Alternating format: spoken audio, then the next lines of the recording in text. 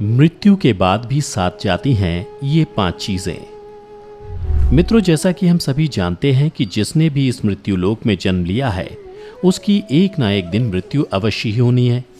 और आमतौर पर ऐसा माना जाता है कि जब किसी की मृत्यु हो जाती है तो उसके कर्म को छोड़कर उसके साथ कुछ भी नहीं जाता, परंतु ऐसा नहीं है।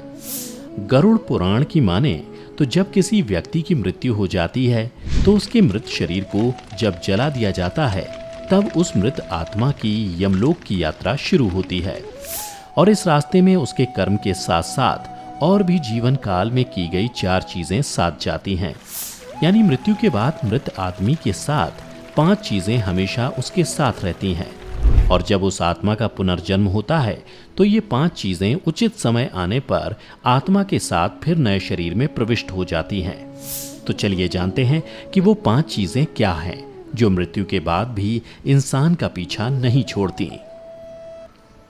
नमस्कार दर्शकों, द डिवाइन टेल्स पर आपका एक बार फिर से स्वागत है।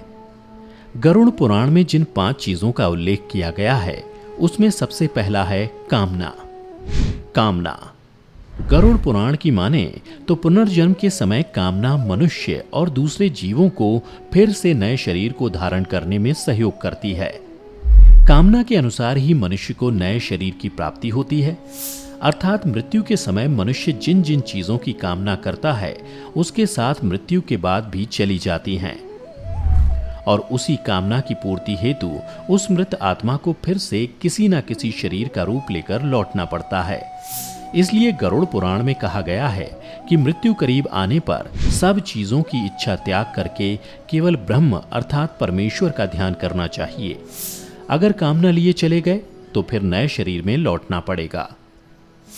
कामना के बाद जो चीजें मनुष्य के साथ जाती हैं वह है वासना। गरुड़ पुराण का मानना है कि कामना वासना का ही साथी है।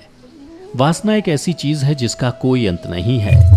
मृत्यु शैया पर भी मृत आत्मा वासना से मुक्त नहीं हो पाती है। अब सवाल उठता है कि वासना क्या है। तो मित्रों, आपको बता दूं कि सांसारिक सुख की चाहत ही वासना है, जबकि ज्यादातर लोग वासना को केवल शारीरिक इच्छा की पूर्ति मात्र समझते हैं, लेकिन ऐसा नहीं है। गरुड़ पुराण के अनुसार जो मनुष्य मरते समय भी अपने जीवन साथी, बच्चों, परिवारजनों के बारे में सोचता रहता है, साथ ही उनसे मिलने वाले सुख दुख को सोचता रहता है और अधूरी चाहतों को लेकर छटपटाता रहता है, इसी छटपटाहट में उसके प्राण निकल जाते हैं। गरुड़ पुराण में इससे जुड़ी एक कथा का भी वर्णन किया गया है, जिसके अनुसार राजा भारत की चाहत एक प्यारे हिरण के बच्चे में थी। उसे सोचते हुए राजा के प्राण निकल गए, जिसके परिणाम स्वरूप अगले जन्म में राजा भरत को स्वयं हिरण के रूप में जन्म लेना पड़ा। इसलिए कामना और वासना को मृत्यु के करीब आने पर मन पर हावी नहीं होने देना चाहिए, नहीं तो मृत्यु के समय आप जो भी चीज की इच्छा लिए प्राण त्यागते हैं, अगला जन्म उसी योनि में होना निश्चित है। वासना के बाद जो चीजें मृत्यु के बाद भी इंसान के साथ बनी रहती हैं, वह है उसके द्वारा जीवन भर किए जाने वाला कर्म। गरुड़ पुराण का मानना है कि मनुष्य जीवन भर कर्म करता है, चाहे वह कर्म अच्छा हो या बुरा हो, वह मृत्यु के बाद उसके साथ सदैव बना हुआ रहता है।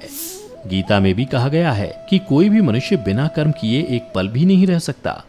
मृत्यु करीब आने पर आत्मा शरीर द्वारा किए गए कर्मों की स्मृति को समेट लेती है। ये कर्म ही मनुष्य को परलोक में सुख और दुख देते हैं और इन्हीं के परिणाम से अगले जन्म में अच्छा बुरा फल प्राप्त होता है। श्री कृष्ण की माने तो कर्म की गति तो ऐसी है कि 7 जन्मों तक पीछा नहीं छोड़ती है, जिसका सबसे अच्छा उदाहरण महाभारत में मिलता है।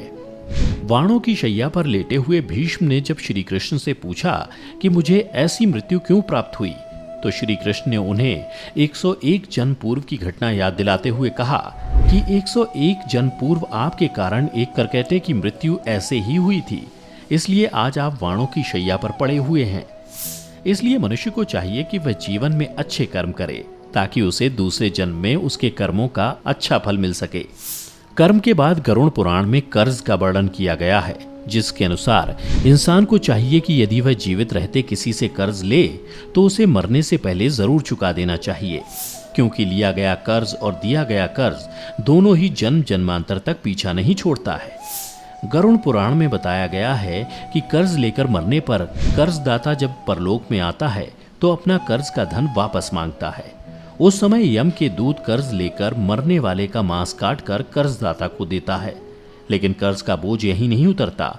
अगले जन्म में भी कर्ज पीछा करता है और उसे किसी न किसी रूप में चुकाना पड़ता है। इसलिए मित्रों, यदि आपने कभी किसी से कर्ज लिया हो तो उसे मरने से पहले अवश्य ही चुका दें, ताकि अगले जन्म में आपको किसी तरह का कष्ट ना उठाना पड़े। कर्ज के बाद जिस पांचवी चीज के बारे में बताया गया है वह है पुण्य, जो मृत्यु के बाद भी मृत आत्मा के साथ यमलोक से लेकर दूसरे जन्म तक बनी रहती है। पुण्य।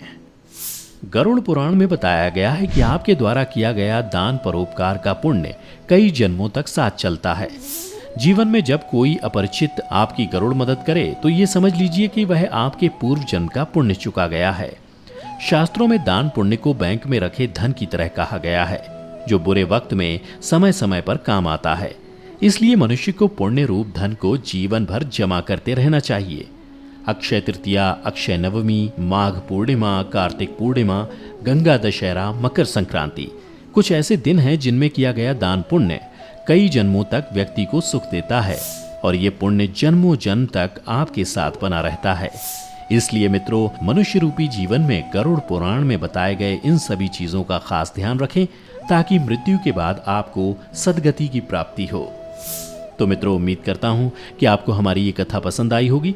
अगर पसंद आई हो तो इसे ज़्यादा से ज़्यादा लाइक और शेयर करें। साथ ही अगर आप पहली बार हमारे चैनल पर आए हैं तो हमारे चैनल को अभी सब्सक्राइब कर लें, और अगर आप ये वीडियो हमारे फेसबुक पेज पर देख रहे हैं तो पेज को लाइक करना ना भूलें। फिलहाल आज की वीडियो में इतना ही। अब हमें इजाज़त दें। आपका बहुत बहुत शुक्रिया।